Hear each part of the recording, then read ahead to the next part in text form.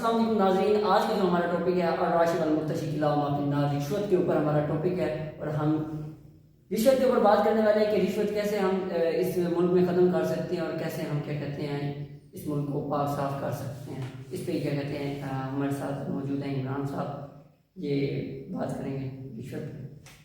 آپ یہ بتائیں کہ رشوت کیا ہمارے ملک سے ختم ہو سکتی ہے اور کیسے ختم ہو سکتی ہے؟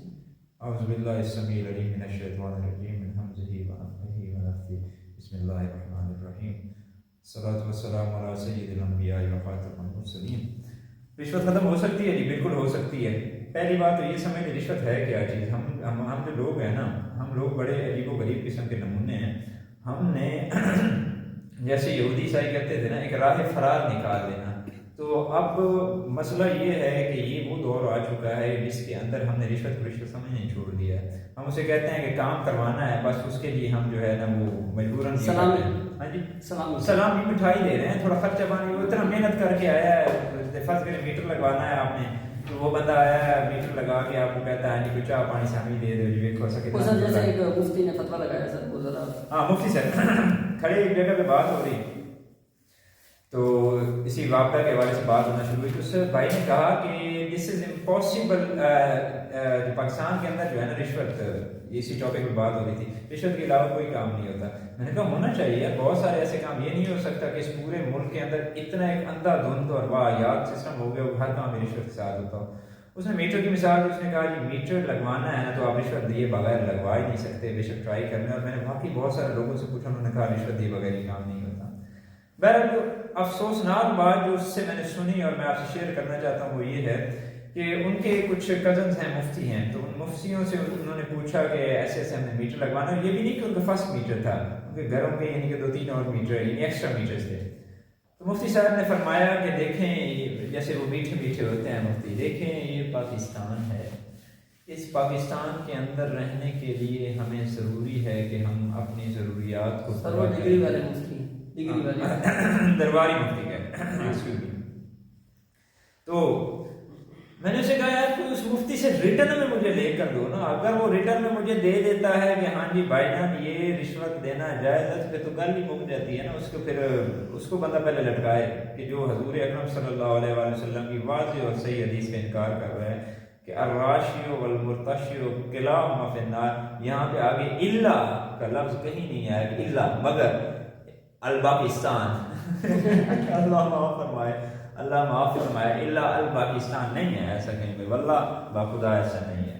اور رشوت کا مسئلہ ختم کیسے ہو سکتا ہے، اب اس ٹاپک پہ بات کر لیتے ہیں۔ ویسے آپ جنرلی ایز اے اسٹوڈنٹ آپ کیا سوچتے ہیں کہ رشوت کیسے ختم کی جا سکتی ہے؟ سر میں سوچتا ہوں یہ جو ہے نا ہمارے مولوی حضرات جب تک یہ کیا کہتے ہیں ہمارے جو دین ہے اسلام کو اس کنسیپٹ میں لینا شروع کر دیتے ہیں کہ دین نماز اور زکوٰۃ روزہ حج سے اوپر کچھ بھی نہیں ہے، اقامت دین کا کوئی یہ کہتے ہیں سیاست سے اس کا واسطہ ہی کوئی نہیں۔ ان سے پوچھو، ان سے سیاست کے بارے میں بات کرو تو کہتے ہیں ہمارا سیاست سے کوئی واسطہ نہیں ہے، جب تک اسلامی حکومت نہیں آئے گی تب تک یہ ختم نہیں ہو سکے گا۔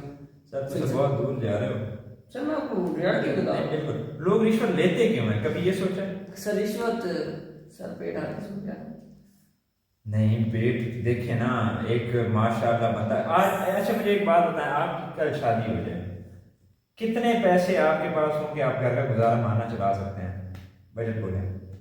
مہنگائی ہے، گھی کا ریٹ لا لو 500، چینی 150، ساری ایسے پتہ نہیں گورنمنٹ پھڑ اتنا ویسے بولوں کہ جو جنرلی چاہیے جنرلی ایک فیملی سروائیو کرنے کے لیے کتنا بجٹ ہو تو وہ چل سکتے ہیں؟ سر اگر کیا کہتے ہیں آپ فیملی کے لحاظ سے چلے نا کہ سوچنا نہ پڑے اتنا، کم از کم آپ کو 2 لاکھ ماہانہ 2 لاکھ ماہانہ چاہیے کہ آپ کو سوچنا نہ پڑے۔ کیا پاکستان میں عام شہری 2 لاکھ روپے کما لیتا ماہانہ؟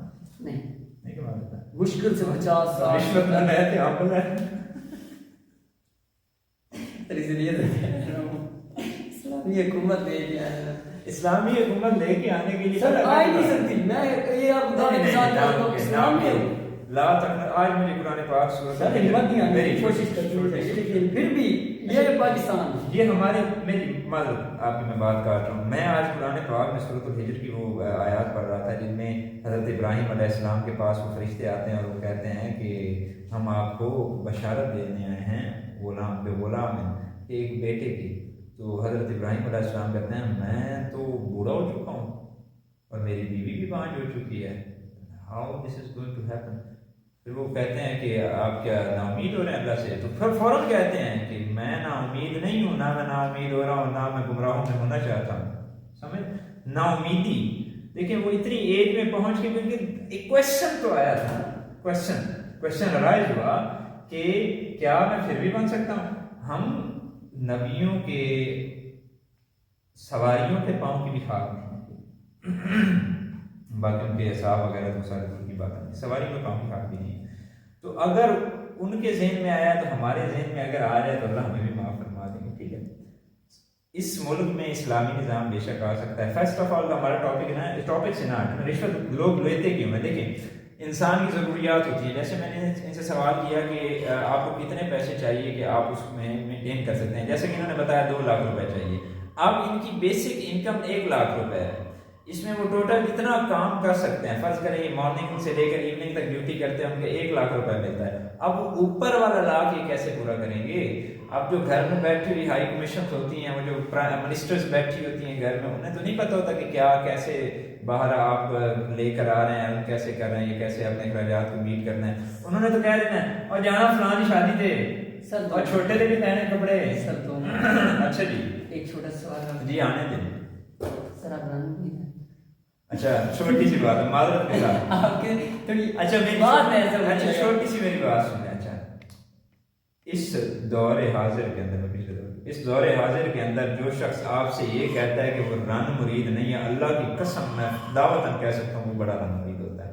دوسری بات سنیں ذرا، جیسے وہ کہتے ہیں سر کتنی گدیاں ہیں. ایک چھوٹی سی بات سنیں، کتنی گدی ہیں. یہ سیال شریف کی گدی ہے، وہ ملتان کی گدی ہے، وہ پنڈی والوں کی گدی ہے، وہ ادھر گدی ہے، وہ ادھر گدی ہے. اتنی دور دور کی گدیوں کا مرید ہونے سے بہتر ہے جو گھر میں گدی پڑی اسی کے مرید ہو جائے. سمجھ رہے ہیں سر مطلب میں مان میں ہوں سب ہوتے ہیں. اپنے ابا جی سے پوچھ لینا. سر ابا جی کی رائے بات کریں. اچھا بہرحال سب مرد ہی رن مرید ہوتے ہیں. بہرحال رشوت کیوں لیتے ہیں؟ کیونکہ اپنے ایکسپینسز کو وہ گزارا ان میں نہیں چل رہا ہوتا. اور چونکہ دیکھیں ہم نے فیملی سٹیٹس کو، یہاں ہماری عزت ہمارے کپڑوں اور جوتوں سے تو ہوتی ہے، ہمارے اندر کے انسان سے، ضمیر سے نہیں ہوتی.